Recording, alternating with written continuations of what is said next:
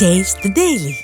Mega TV நேயர்களுக்கு வணக்கம். பெண்கள்.com நிகழ்ச்சியில் சுபகிரகம் பகுதியில் அனைவரையும் சந்திக்கிறதுல மிகவும் மகிழ்ச்சி.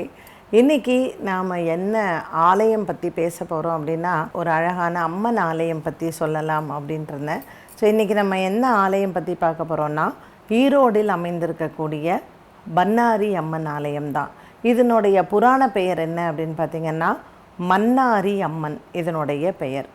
இங்கே தெப்பக்கிணறு அப்படிங்கிறது தான் இங்கே இருக்கக்கூடிய தீர்த்தத்தின் பெயர். இங்கே இருக்கக்கூடிய ஸ்தல விருட்சம் வேப்பமரம். இந்த ஆலயம் மிக பழமை வாய்ந்த ஒரு ஆலயம். அதாவது சுமார் 300 ஆண்டுகளுக்கு முன்னால் இந்த ஆலயம் சுயம்பாக இருந்த ஒரு அம்மன். ஸோ இந்த ஆலயத்தினுடைய கதை என்ன அப்படின்னு பார்த்திங்கன்னா, இது ரொம்ப காடாக இருந்த வனப்பகுதி இது. அப்போ இந்த வனப்பகுதியில் மாடு மேய்க்கிற பையன் ஒரு பார்க்கும்போது அந்த கூட்டத்தில் இருக்கக்கூடிய ஒரு மாடு என்ன பண்ணும், காராம் பசு கூட்டத்திலேருந்து ஒதுங்கி போய் கொஞ்சம் தூரம் போய் அங்கே நிறைய புத்தாக இருக்கக்கூடிய இடத்துல பர்டிகுலராக ஒரு இடத்துல போய் இந்த மாடு என்ன பண்ணுதுன்னா பால் சுரக்குது. ஸோ இந்த மாடு மேய்க்கிற பையன் இதை வாட்ச் பண்ணிகிட்டே வரான். இது என்னடா இது டெய்லி இதே மாதிரி பண்ணுது அப்படின்னு சொல்லி ஊருக்குள்ளே போய் மக்கள்கிட்ட அதை அவன் சொல்கிறான்.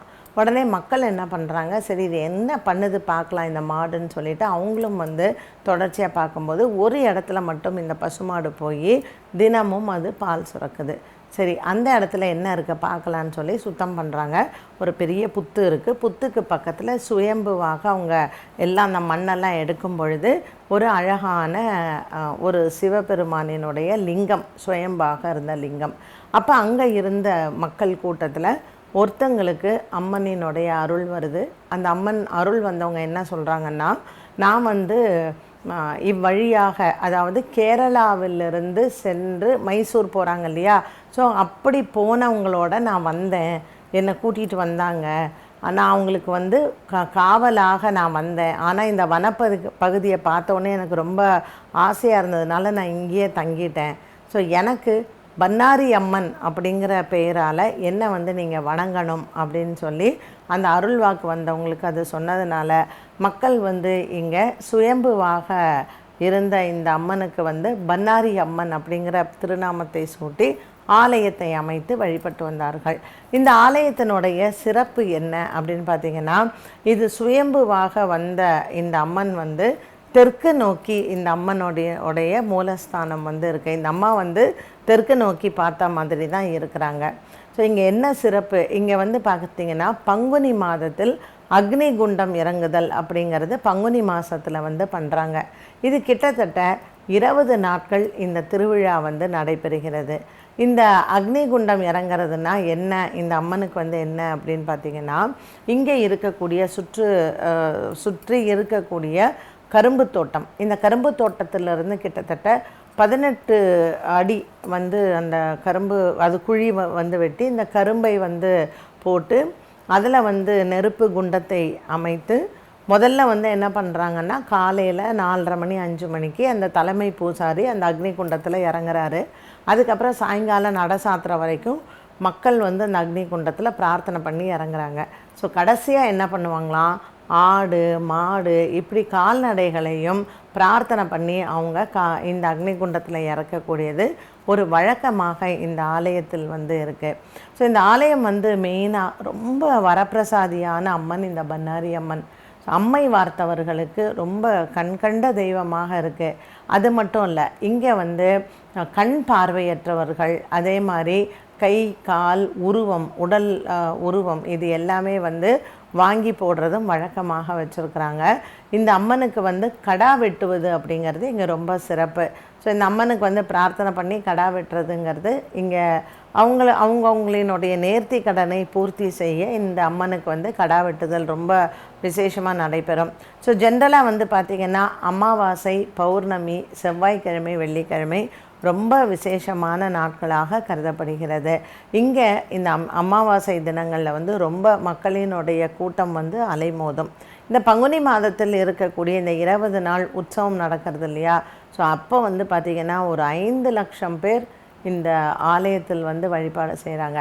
இது தமிழ்நாட்டில் ஈரோடில் இந்த ஆலயம் இருந்தாலும் கூட கர்நாடகா மாநிலத்தில் இருக்கக்கூடிய நிறைய பேருக்கு வந்து குலதெய்வமாக இந்த பண்ணாரி அம்மன் ஆலயம் வந்து விளங்குகிறது. ஸோ இது கிட்டத்தட்ட 300 ஆண்டுகளுக்கு மேலாகவே இந்த ஆலயம் வந்து இங்கே இருக்கிறதாக ஐதீகம். ஸோ கேரளாவிலிருந்து கர்நாடகாவுக்கு செல்லக்கூடிய அந்த வழியில் கேரளாவிலிருந்து போன மக்களோடு இது வழித்துணையாக வந்த இந்த தெய்வம் இந்த இடத்துல உட்கார்ந்து நமக்கு அருள் பாலிக்குது.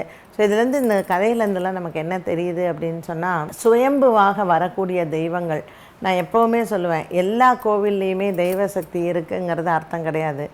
தெய்வங்கள் நம்ம கோவில்கள் இல்லாத இடத்துல கூட தெய்வங்களினுடைய அருள் வந்து இருக்கும். இப்போ நம்ம சொன்ன மாதிரி ஒரு வேப்ப மரத்தில் ஒரு புத்தில் தான் இங்கே வந்து பார்த்திங்கன்னா விபூதி வந்து கிடையாது. இந்த ஆலயத்தில் வந்து விபூதி பிரசாதமே கிடையாது. புற்று மண் மட்டும்தான் இங்கே பிரசாதமாக கொடுக்கிறார்கள். ஸோ ஏதாவது ஒரு உடல் ஆரோக்கிய குறைபாடுனா நம்ம போய் வேண்டிட்டு அந்த புத்து மண்ணை எடுத்துகிட்டு வந்தாலே நமக்கு உடல் ஆரோக்கியம் நல்லாயிடும் அப்படிங்கிறது இங்கே பக்தர்களுக்கான ஒரு நம்பிக்கை அப்படின்னே நம்ம சொல்லலாம். ஸோ செவ்வாய்க்கிழமை, வெள்ளிக்கிழமை, அமாவாசை, பௌர்ணமி இந்த தினங்கள் எல்லாமே மக்களுக்கு வந்து ரொம்பவும் ஒரு கூட்டம் இங்கே.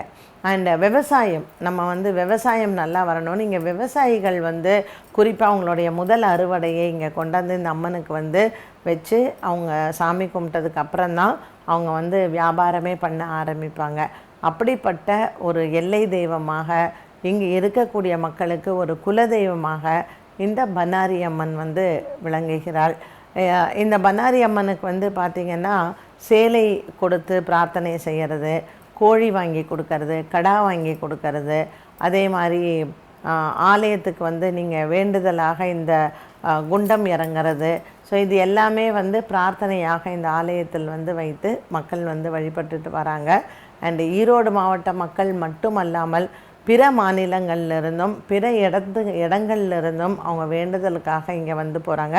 குறிப்பாக சொல்லணுன்னா கண் பார்வைக்காகவும், அம்மை வார்த்தால் அந்த அம்மை வந்து சரியாவதற்கும் மற்றும் உடல் ஆரோக்கிய குறைபாடுகள் சரியாவதற்கும் இந்த பண்ணாரி அம்மனை வேண்டுதலுங்கிறது ரொம்பவுமே குறிப்பாக இருக்குது. ஸோ நம்ம உடல் பாகங்கள் எல்லாம் அங்கே விற்கிறாங்க, அதெல்லாம் வாங்கி அர்ச்சனை பண்ணி உண்டியலில் போடுறதுங்கிறது இந்த ஆலயத்தினுடைய வழக்கமாகவும் வைத்திருக்கிறார்கள். ஸோ இங்கே பொதுவாக உங்களுக்கு எதுவும் வேண்டுதல் இல்லை அப்படின்னா கூட நம்ம போய் இந்த அழகான வனப்பகுதியில் இருக்கக்கூடிய பண்ணாரி அம்மனை நம்ம வந்து சும்மா இங்கே நம்ம ஒரு ஏன்னா அந்த ஈரோடு பகுதி எல்லாமே ரொம்ப அழகாக இருக்கும். இது வனப்பகுதி அப்படிங்கிறதுனால மனசில் வந்து என்ன நம்ம நினைக்கிறோமோ அந்த பிரார்த்தனைகளை போயிட்டு பண்ணலாம். நம்ம அந்த ஏரியாவில் எங்கேயாவது வெளியூர் போகிறோம் அப்படின்னா ஈரோடு போகும்பொழுது மறக்காமல் பண்ணாரி அம்மன் ஆலயம் சென்று, ஏன்னா எல்லாருக்குமே ஹெல்த் நல்லா இருக்கணும் அப்படிங்கிற ஒரு ஆவல் இருக்கும். அதனால் உடல் ஆரோக்கியத்திற்காக வேண்டிக்கலாம். நமக்கு வந்து ஏதாவது ஒரு முக்கியமான பிரச்சனைகள், கோர்ட்டு பிரச்சனை, இந்த நம்ம ஜெயிக்கணும், எதிரிகளினுடைய பிரச்சனை அப்படியெல்லாம் இருந்தால் அமாவாசை தினங்களில் போயிட்டு கடா வந்து வாங்கி கொடுக்குறேன், இல்லை கடா வெட்டுறேன், அந்த மாதிரி நீங்கள் ஏதாவது வேண்டிக்கலாம். இந்த பங்குனி மாதத்தில் நடைபெறக்கூடிய இந்த 20 நாட்கள் உற்சவத்தில் வந்து நீங்கள் உங்கள் பிரார்த்தனைகளை வந்து நிறைவேற்றுற மாதிரி உங்கள் பிரார்த்தனைகளை செய்து விட்டு வரலாம். ஸோ நம்ம இங்கே இருக்கோம், ஆனால் இப்படிப்பட்ட ஒரு கோவில் எத்தனை பேருக்கு தெரியும் அப்படிங்கிறது எனக்கு தெரியல. தமிழ்நாட்டில் இருக்கக்கூடிய எத்தனையோ அம்மன் கோவில்கள், 500க்கும் மேற்பட்ட அம்மன் கோவில்களில், ஆனால் இந்த பண்ணாரி அம்மன் ஆலயம் அப்படின்னு சொல்லக்கூடியது ரொம்ப புகழ்பெற்ற பிரசித்தி பெற்ற ஒரு ஆலயமாக விளங்குகிறது. என்ன நேயர்களே, நம்ம அழகான ஒரு அம்மன் ஆலயத்தை பற்றி பார்த்தோம். மீண்டும் உங்களை சந்திக்கும் வரை நன்றி, வணக்கம். Taste the Daily.